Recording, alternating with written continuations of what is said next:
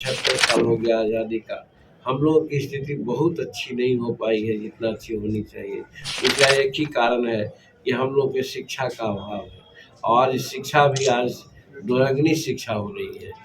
एक तरफ तो चाहे जिस जात का हो अमीर है, वो 10 लाख 20 लाख देकर के अपने बच्चों को पढ़ाता है और दूसरी तरफ जो गरीब है, वो सरकारी विद्यालय के भरोसे रहता है, जहाँ अच्छी पढ़ाई नहीं हो पाती है।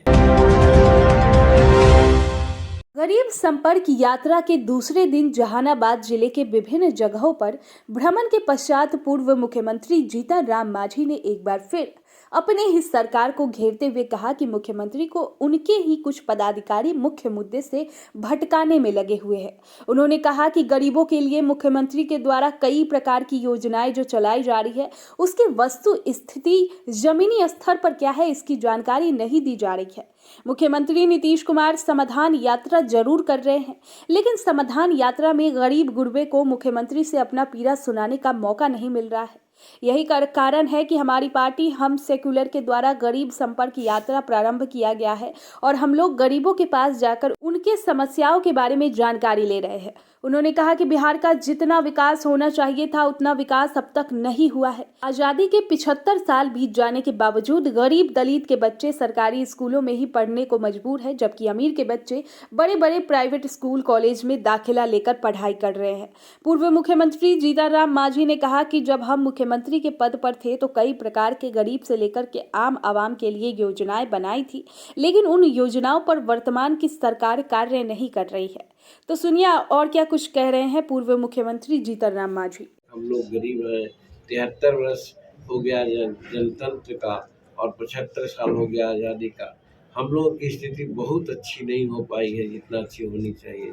उसका एक ही कारण है कि हम लोग के शिक्षा का अभाव है और शिक्षा भी आज दुर्गनी शिक्षा हो रही है। एक तरफ तो चाहे जिस जात का हो अमीर है, वो 10 लाख 20 लाख देकर के अपने बच्चों को पढ़ाता है और दूसरी तरफ जो गरीब है, वो सरकारी विद्यालय के भरोसे रहता है, जहाँ अच्छी पढ़ाई नहीं हो पाती है। इसीलिए इलाहाबाद हाई कोर्ट ने एक बार कहा था कि अगर सरकारी विद्यालयों की स्थिति को ठीक रखनी हो तो कानून बनावे सरकार कि जज के बेटा, प्रधान मुख्यमंत्री का बेटा या एमएलए का बेटा या किसी स्वीपर का बेटा सब सरकारी विद्यालय में पढ़ेगा तो सरकारी विद्यालय की स्थिति ठीक हो जाएगी।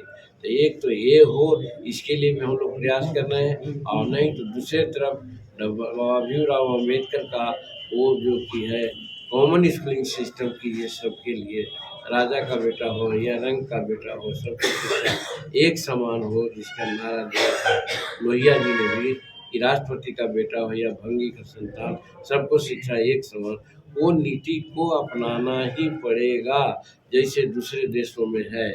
उससे आरक्षण का प्रॉब्लम भी खत्म होगा और कास्टिज्म का प्रॉब्लम भी खत्म होगा। ये भी मांग हम लोग, ये भी लोगों से कंसेंसस लेते हैं। बहुत खुश होते हैं लोग, वो कहते हैं कि हाँ जब ऐसा होगा तो हमारे बच्चे पढ़ पाएंगे। तो ये अभी हम लोग यात्रा में ये सभी बात कर रहे हैं और कुछ और मूलभूत बातें हैं, उसकी भी चर्चा हम लोग करते हैं।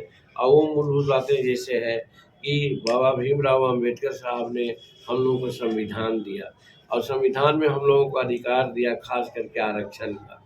आरक्षण का क्वांटम देखा जा रहा है कि धीरे धीरे खत्म किया जा रहा है, क्योंकि प्राइवेट सेक्टर से भी आईएएस अफसरों को ला करके दे रहे हैं सेंट्रल सेक्रेटेरिएट में और हमारे यहाँ जो है सब चीज़ प्राइवेट में जा रहा है।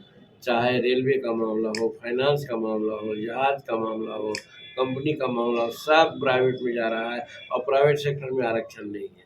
इसलिए हम लोग भी मांग करते हैं इस यात्रा के माध्यम से, या तो आप प्राइवेट सेक्टर में आप रिजर्वेशन दीजिए और नहीं तो फिर प्राइवेट सेक्टर में जो हमारे लोग हैं उन लोगों को जो ये है आरक्षण का है, क्वांटम है, बढ़ाइए। सर ये भी बात हम लोग की है, ये भी हम लोग सोचते हैं, कहते हैं लोगों से, सब आह्लादित होते हैं और